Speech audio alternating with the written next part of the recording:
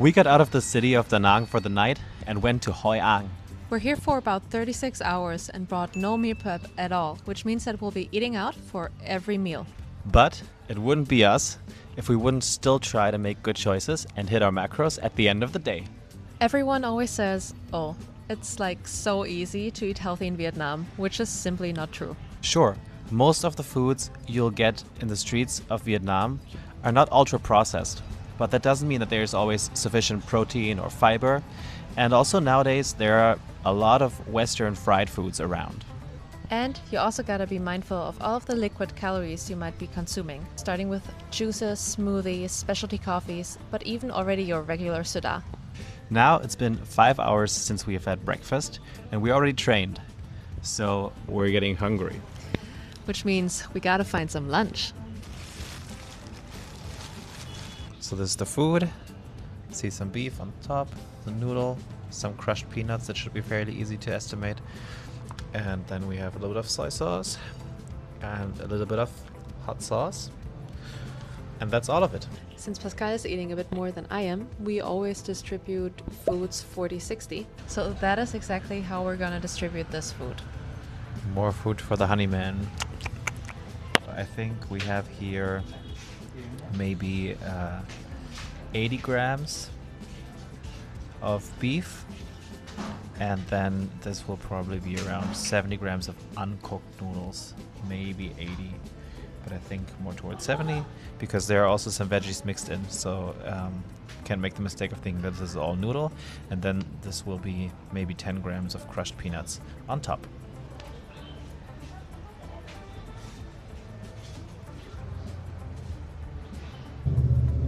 Alright, now it's time to put the weight into the macros app. We distributed our food, as you just saw.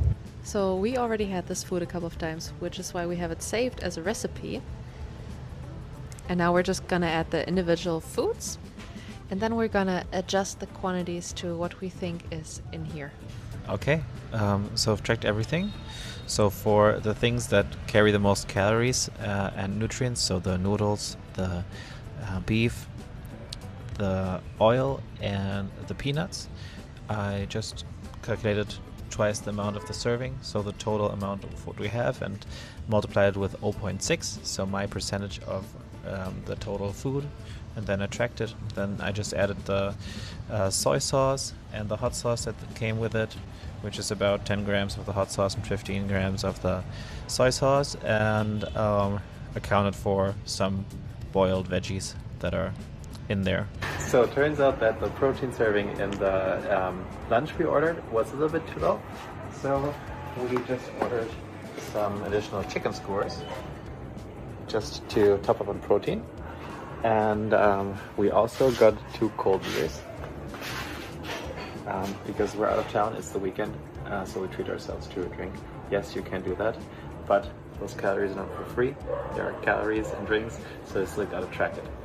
And this little resort place has a pool table in perfect shape, perfect condition. We love playing pool, and this pool table is right by the swimming pool and the garden, so it's absolutely lovely.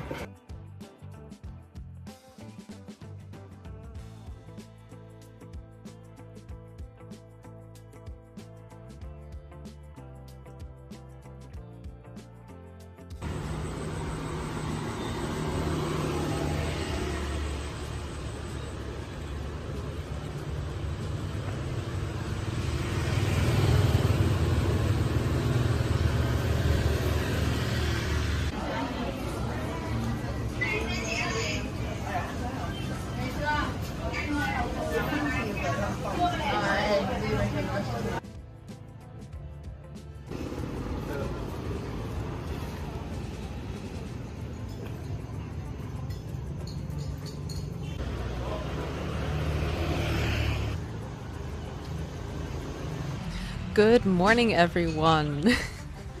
We made it to breakfast. We have a lovely view onto the rice paddies. It's pure bliss.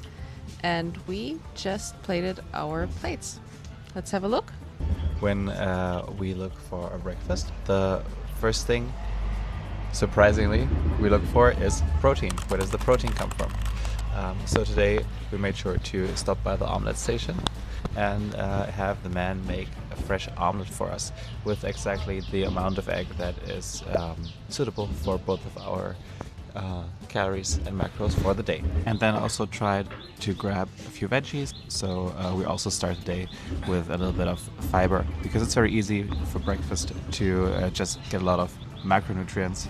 So a lot of carbohydrates and fats and best case protein, but oftentimes those are quite empty in macronutrients. And we're also having a protein shake, otherwise we know that this breakfast won't be keeping us full. Always start your day with a decent amount of protein to make sure that you're satiated throughout the day. This is a hack that we always do every time that we stay somewhere else overnight. If we're visiting friends, family, or we're going on a trip, we always pre-mix our protein shake and just put it in the fridge wherever we arrive, so that we know that the next day, whatever we're going to have for breakfast, we're going to have a sufficient amount of protein to get started. And then we have room to worry about lunch and dinner.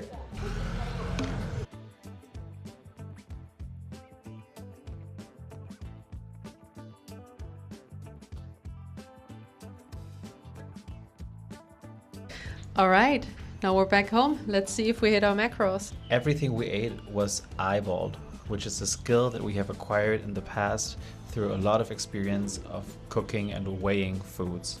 By now, we have gotten quite good at tracking foods here in Vietnam because we have familiarized ourselves with the process of how most of the common dishes are being prepared. Tracking macros and eyeballing quantities is definitely a skill you can learn, and we think it's the most important skill to have. Yes, we ate out.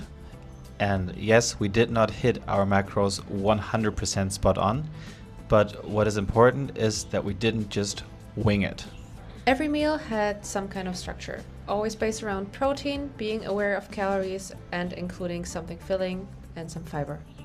And yes, we also had some things that weren't perfect nutrition-wise, but instead of going in with an all or nothing mentality, we also gave ourselves room to just enjoy some things for the sake of having them.